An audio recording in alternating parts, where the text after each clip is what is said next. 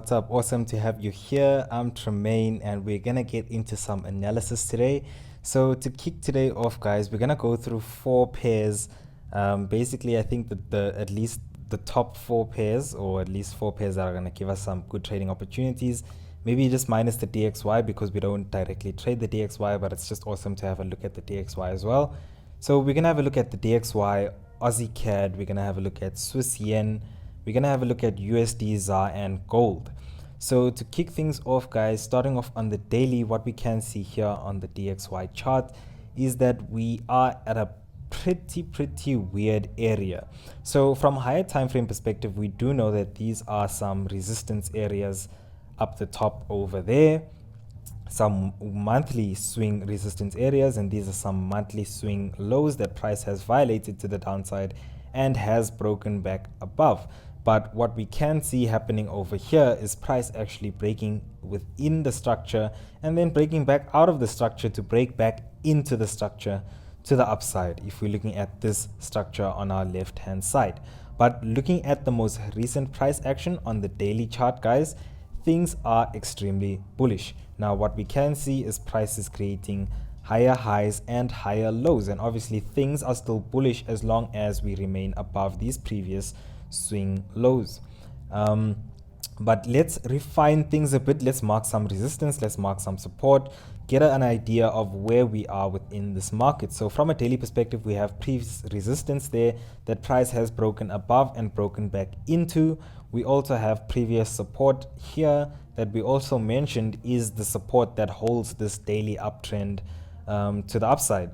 Now, if we go down onto the H4 for some more context on what the actual price action is telling us, what we see actually going on here on the DXY, what we can notice, guys, is if we look at relative price action, what was price doing before and what is price actually doing now, what we can see is that price is somewhat more corrective going to the downside than it was when it was making this move to the upside. So already we can see that this market, that the dollar index has the potential to make a move to the upside to complete some sort of impulse correction and impulse type of pattern. Who knows? Though what we can see already, just going from our higher time frame, we know that things are extremely bullish. We also know that things from a monthly perspective are still bearish. So this market does have the potential to resume the monthly trend to the downside by creating a larger time frame reversal structure before any downside continuation. So with all of that in mind, guys, we're going to be reactive to what the dollar index is going to do from this point onwards. We already know that there's a corrective structure, that we could be seeing some upside, though we know that long time frame, higher time frame directional bias should be to the downside if you're looking at things from a monthly perspective. So we're going to watch what price does at these levels here. Does price break back above the structure in a corrective manner?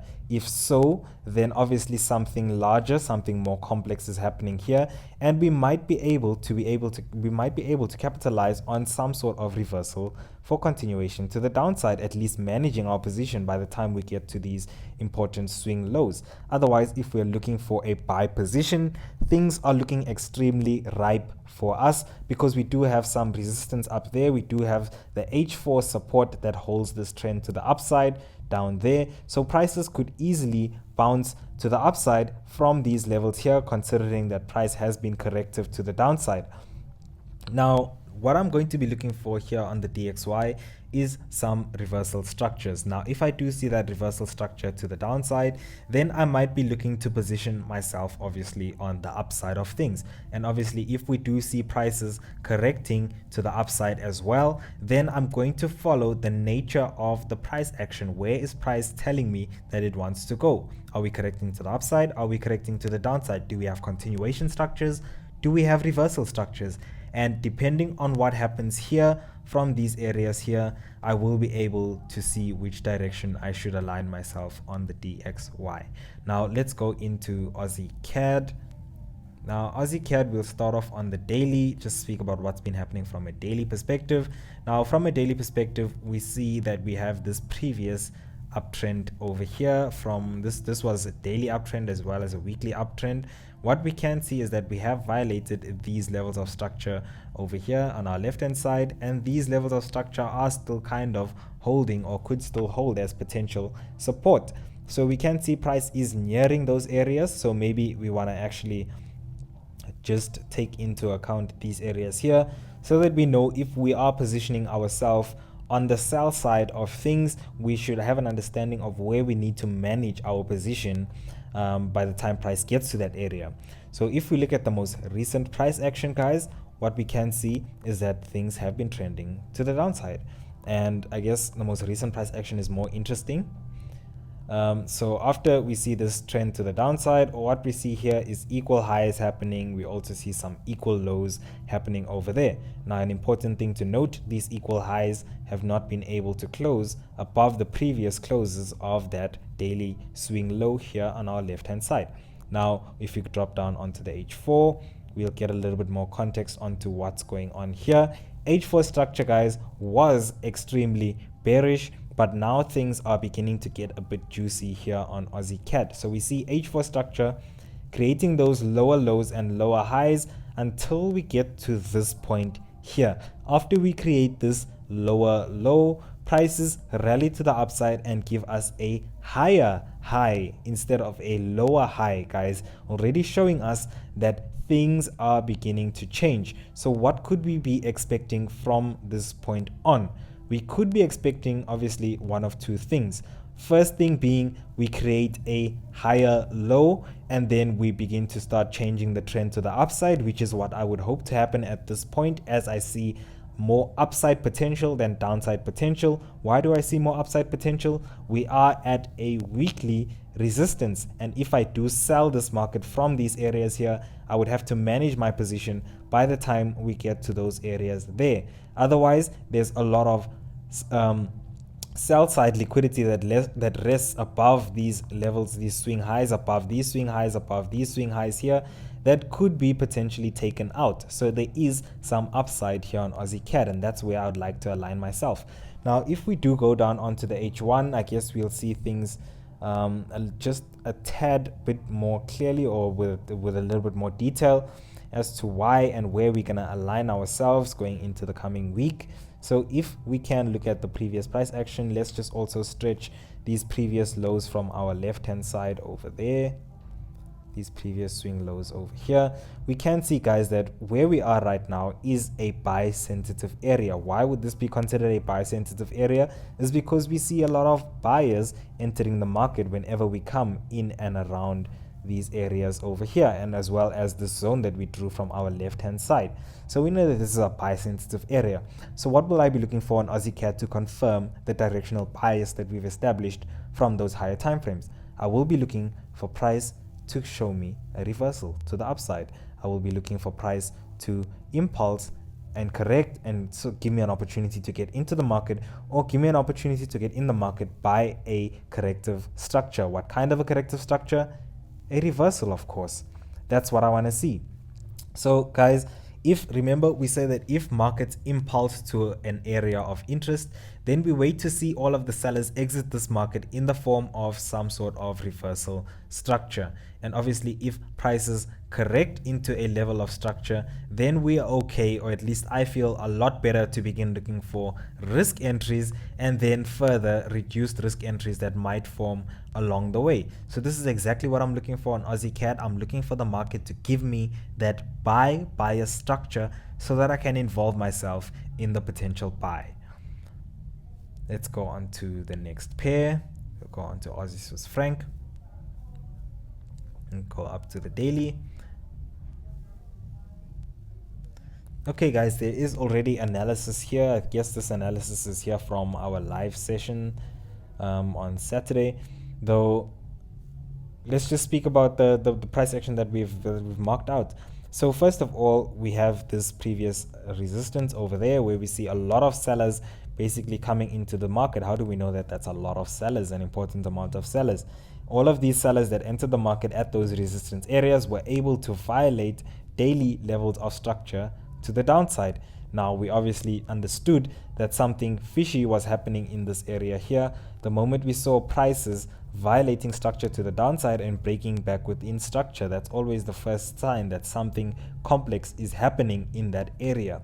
So anyway, to get some more context on what price is doing here, let's drop down onto the H4. We can see the H4 structure has been violating previous higher structures, but look at the nature of how price was making this move to the upside. Price was somewhat corrective on this move to the upside, showing us some indecisive buying. We see a lot of decisive selling. When sellers are selling this market, they're selling it nice and impulsively. There's a stronger imbalance to the downside. And when prices are moving to the upside, there is prices finding relative areas of some balance within this move to the upside, so showing us that a lot of fair value, a lot of fair price is being met in this value, in this move to the upside. So guys, considering all of that unnecessary detail on the nature of this price action, or well, maybe it's necessary for those that are listening, that are really listening attentively. Though what we can also see is that I do have this corrective structure drawn out there after we've violated previous higher structure, and that also is a sign obviously that something is going on, and we are also approaching that daily resistance that we spoke about a few seconds ago. So what I would be waiting for on Swiss yen is for this market to give me an opportunity to enter on sell biased structure. So whether that sell biased structure comes in the form of a continuation like I just drew there, or that sell biased structure comes in the form of a reversal structure, we don't know. I have no idea, but I'm going to wait for that sell biased structure. That sell biased structure could come a lot more complex than we assume it's going to be, but nonetheless the market will give me an opportunity to enter on sell biased structure after whatever complex nature has happened, even if I get stopped out once or twice waiting for this move, guys. I will eventually, price eventually, let me just do this, price eventually will show me that it is violating previous lower structures and retesting, and by you, I just drew this in randomly, but nonetheless you will be able to see the nature of price action shifting in the direction of the bias that you've set for yourself off those higher time frames. Even if you get taken out once or twice on those early sells, a lot of the times, guys, you can be right on the direction and wrong on the entry. Why do we get times where we are wrong on the entry? Because banks need to generate the necessary liquidity to add their positions in before the market assumes the direction that it wants to assume. Yes, guys, we're playing in a very big field here. We're playing with a lot of people that have a lot of money, and a lot of money takes a long time to accumulate in certain areas, especially if there's a big move coming. We can even assume that this whole way to the upside was just some sort of whole lot of reaccumulations to the upside, but maybe one larger distribution structure that's just going to eventually break to the downside nice and impulsively. That's I guess something to just support the sell bias. So anyway, guys, we're just going to be paying attention to the price action, letting the price action give us a reason to enter this market on the sell side. Let's go on to the next pair. We're going to go into USDZAR. Now USDZAR, I was hoping it was going to be a little bit more interesting than it is right now, just because I didn't want to see bullish price action just yet. I was still hoping to see a lot of bearish price action, but what we can see is that USDZAR is essentially within some sort of a range on the daily. Let's just mark in those highs, mark in those lows. Now we know where we are in terms of a higher time frame perspective. We are at some weekly swing lows, and we are also at some daily swing lows. Now, if we go down onto the H4, we'll get a little bit more context onto what's going on. If we observe the nature as to how price was approaching, or how price even violated levels of structure. Let's just look at price, guys. We see a nice sell off on the top there, nice impulsive sell to the downside over there. Then what do we see? We see a violation of a level of structure to the downside and a break back above that level of structure. That already makes us assume something bigger is happening over here. So we take into account this thing as a one large redistribution. for this move, obviously, that happened out of this redistribution to the downside. But if we look at how we violated levels of structure after we broke out of this redistribution, we've broke out of this structure in somewhat of a corrective manner, taking into account that we are at some daily support and weekly support, guys. So I did actually have a structure drawn in here, if I remember this properly. I know I had this support structure marked out from there to there to there. So there is the potential, guys, of us coming down to create a third touch. I'm just trying to eliminate the FOMO for anyone that felt like they missed the buy. Yes, we did call the buy, but yeah, the market is always going to give us countless opportunities to enter into any trade, especially if we're trading higher time frame momentum, guys. That's why we do top down analysis, so that we can align ourselves in the direction of potential higher time frame moves. Because imagine if we just hold a bullish bias, and this is, for example, or this whole area here, for example, is the turning point of USDZAR. What does that mean for us? That means that if we hold a bullish bias, we can get stopped out a few times, regardless. No one knows what the market's going to do, but eventually when this market trends to the upside, it's going to give us countless opportunities to enter in the direction and scale into our winning positions as the price moves to the upside. So that's why we want to align ourselves with higher time frame structure. So nonetheless, guys, what I do see happening here on USDZAR, let's just delete all of this previous stuff that we were speaking about, make things a lot more clear. What I am hoping for on USDZAR is a potential third touch first. I don't think I'll be too interested in buying USDZAR as long as we remain within this structure, this descending trend line over there.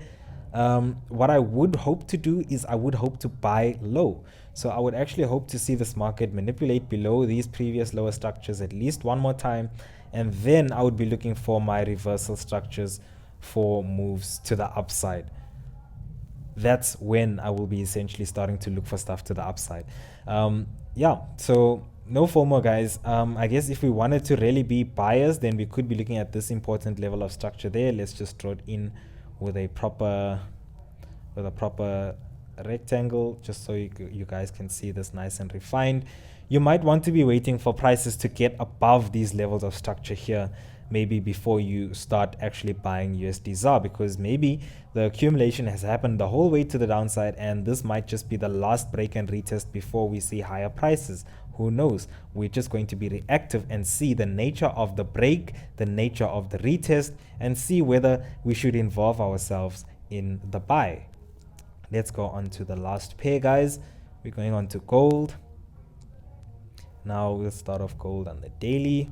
So gold, I still basically want to take into account the same kind of structure that I've been looking at for a while, which is this resistance over here, previous support that now can function as resistance that we are approaching, and then as well as this previous support structure that we have tested and showed a reaction from.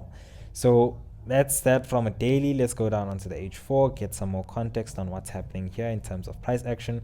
What we can see is that price has violated a level of structure, previous structural highs.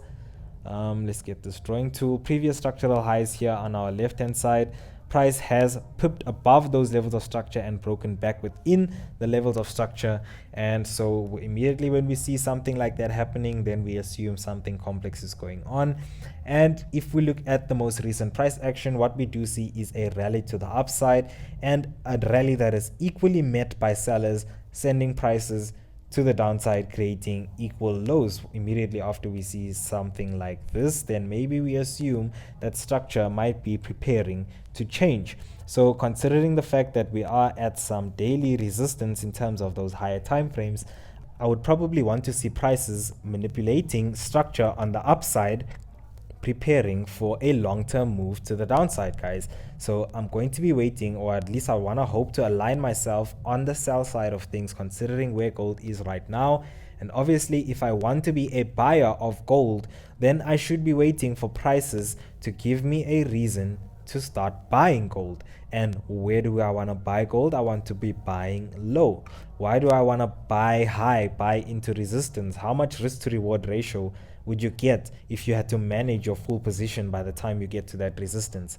I guess not much, hey? So I want to trade in the direction where I have an opportunity to maximize on the reward compared to the amount of risk that I'm willing to take on a particular trade. Considering the fact that we're at resistance on those higher time frames, maybe it makes more sense to align myself on the sell side of things. Also considering structure has been bearish for a very long time. And maybe the sell bias higher time frame structure that we do see here could continue to hold. Yeah, let's just open ourselves up to all of that kind of stuff. I guess maybe if we wanted to be a seller and we wanted to draw some structure in, we could also draw or mark out these previous highs here. Oh yeah, that also almost coincides with the structure that we drew here. Well, all I was just gonna say was just wait for that touch, and maybe at that touch you'll have the opportunity to sell high, considering where price has been. If we assume price is within a range right now, you are able to sell at the high of this range and you want to be able to buy closer to the low of this range. That makes a lot of sense instead of buying into resistance and selling into support, guys. Yeah, guys, so I guess that's the analysis on gold. You know what you want to look for if you want to be sell bias, like I'm going to be sell bias within the next week maybe. And now you know what you should be looking for, what you should be expecting if you want to be on the buy side of things. Now guys, to wrap up this video, I would like to appreciate you guys. Watch till the end, club. I appreciate you guys for watching till the end. One thing that I want to say, guys, if you are not a subscriber and you got to the end of this video, I know automatically that you received some type of value. Yeah, go ahead and subscribe to the channel if you want to continue to receive the exact same value that you've been receiving or that you got in this video. Now also, just before we leave, guys, drop a like on the video if you are a subscriber already and you have received some sort of value from this video. And I'd appreciate you guys if you just told me what you wanted to analyze and also what concepts you guys want to go in using the comment section below. Thanks guys, I'll see you guys in the next analysis.